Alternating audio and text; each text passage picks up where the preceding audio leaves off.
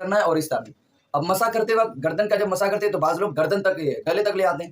گلے کا مسا جو ہے مکروہ ہے یا ملا دیں, اور پھر بیچ میں اس طرح بالوں کے لے کے جائے کہ ہتھیلی اس میں جو ہے نا نہ لگے بالوں میں. اور وضو میں کتنے چیزیں فرض ہیں. وَلِمَنْ خَافَ مَقَامَ رَبِّهِ جَنَّتَانِ فَبِأَيِّ آلَاءِ رَبِّكُمَا تُكَذِّبَانِ. الصلاۃ والسلام علیکم یا رسول اللہ صلی اللہ علیہ وسلم. السلام علیکم ورحمۃ اللہ وبرکاتہ. ناظرین, پھر سے خوش آمدید کرتے ہیں آج کی اس مختصر سی ویڈیو میں. انشاءاللہ آج ہم جاننے والے ہیں کہ وضو کا طریقہ کیا ہے, صحیح طریقہ. وضو کے طریقے تو بہت بتائے گئے ہیں, لیکن کوئی الگ بتاتا ہے, کوئی الگ بتاتا ہے. تو انشاءاللہ آج ہم مسنون طریقہ جاننے والے ہیں, اور وضو میں کتنے چیزیں فرض ہیں. آئیے جانتے ہیں آج کی ویڈیو میں. تو وضو کا طریقہ وہ ہے, جب وضو کرنا ہو تو دل میں وضو کا ارادہ کرے, دل میں ارادہ کرے, اور بسم اللہ الرحمن الرحیم کہہ کے دونوں ہاتھوں کو گٹوں تک دھونا ہے. دونوں ہاتھ گٹوں تک دھونا, یا کلائی تک دھوئے تو زیادہ بہتر رہے گا. گٹھ اسے کہتے ہیں, یا ہاتھ پر ایک یہ ہڈی جو اٹھ کے رہتی ہے نا, اسے گٹھ کہتے ہیں. اس کے آگے اگر آپ دھو لیں گے, آگے سے گٹھوں سمت دھونا ہے تو زیادہ بہتر رہے گا. گٹھوں سمت 3 بار دونوں ہاتھ دھونا ہے. اس کے بعد ہے پھر مسواک, دونوں ہاتھ سے کلی کرنا ہے. پہلے دائیں ہاتھ سے کلی کرنا ہے, اور اگر مسواک ہو تو مسواک بھی کر لیں, ورنہ ہاتھ سے انگلی سے دانت من لے. پھر 3 بار کلی کر کے خوب اچھی طرح حلق اور دانتوں کی جڑ کے نیچے پانی بہائے. اگر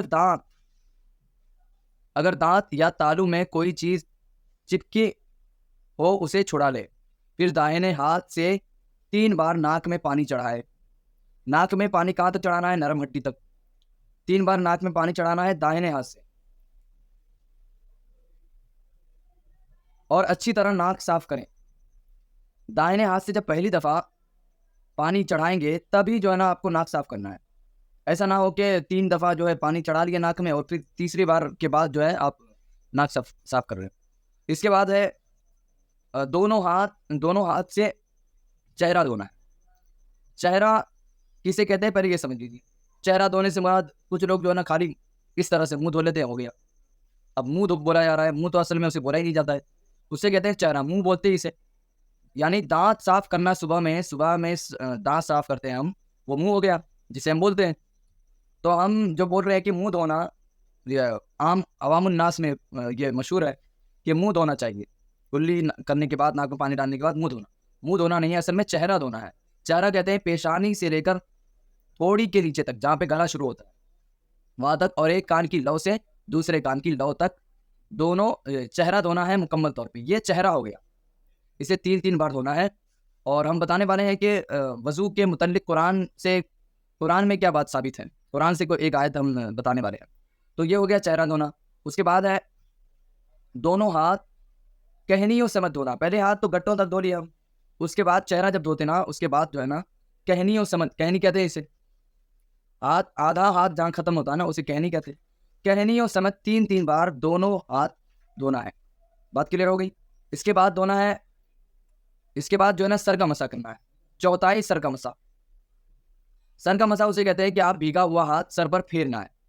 لیکن مسنون طریقہ یہ ہے کہ یہ دونوں ہاتھ کی 3 چھوٹی انگلیاں جو ہے, بیچ کی ایک اور اس کے بعد والی اور اس کے بعد والی 3 انگلیوں سے دونوں ہاتھ کی 3 انگلیاں ملا دے, اور پھر بیچ میں اس طرح بالوں کے لے کے جائے کہ ہتھیلی اس میں جو ہے نا نہ لگے, بالوں میں ہتھیلی نہ لگے, اور واپسی کے وقت ہتھیلی کے علاوہ کوئی چیز نہ لگے بالوں میں. اس کے بعد جو ہے نا یہ 2 انگلیاں بچ گئی دونوں ہاتھ کی. اب اس سے جو ہے نا کانوں کا مسا کرنا ہے, اور اس سے جو ہے نا کان کے پیچھے کا مسا کرنا ہے. اس کے بعد جو ہے پیچھے گردن کا مسا کرنا ہے. اس سے ہاتھ سے جو ہے نا گردن کا مسا کرنا ہے, اور اس طرح. اب مسا کرتے وقت گردن کا جب مسا کرتے ہیں تو بعض لوگ گردن تک گلے تک لے آتے ہیں.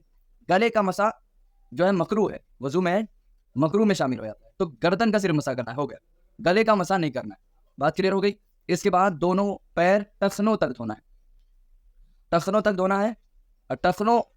ٹخنوں پیر میں بھی اس طرح کا ایک جو ہے نا گٹھ رہتا ہے, اس طرح ہڈی, اسے ٹخنوں کہتے ہیں. ٹخنوں سمیت 3 بار دھونا ہے دونوں پیر. تو جیسا کہ ہم نے ابتدا میں کہہ دیا کہ ہم قرآن سے ایک دلیل دینے والے ہیں. یہ آپ کی اسکرین پر یہ آیت ہے سورہ مائدہ کی. اللہ تعالیٰ قرآن میں فرماتا ہے, یا ایھا الذین آمنوا اذا قمتم الی الصلاۃ فاغسلوا وجوہکم وایدیکم الی المرافق وامسحوا برؤوسکم وارجلکم الی الکعبین. کہ اے ایمان والو جب نماز قائم کرو، جب تم نماز کے لیے کھڑے ہو تو پہلے اپنے چہرہ دھو اور ہاتھ دھو کہنیوں سمیت، اور سر کا مسح کرو اور پیر دھو۔ اس کے بعد جو ہے نا، اب وضو کے بعد ہمیں کیا کرنا چاہیے؟ بعض لوگ وضو کے بعد کی دعا بھی نہیں پڑھتے، وضو کر لیا اور ریلی سے نکل گئے، تو وضو کے بعد کی دعا بھی پڑھنا ہے، دوم کلمہ اشہد ان لا الہ الا اللہ وحدہ واشہد ان محمدا عبدہ ورسولہ۔ تو یہ ہو گیا مسنون وضو کا طریقہ۔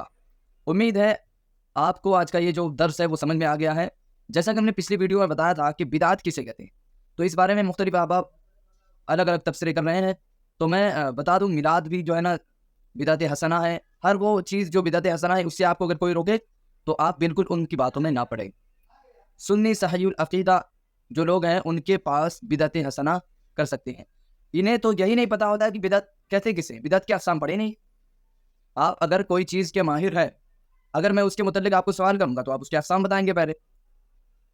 اگر بدعت جائز نہیں ہے، کون سی بدعت جائز نہیں ہے یہ کوئی بولتا ہی نہیں، تو بدعت حسنہ اور بدعت مباحہ دونوں جائز ہے، سیئہ جائز نہیں ہے۔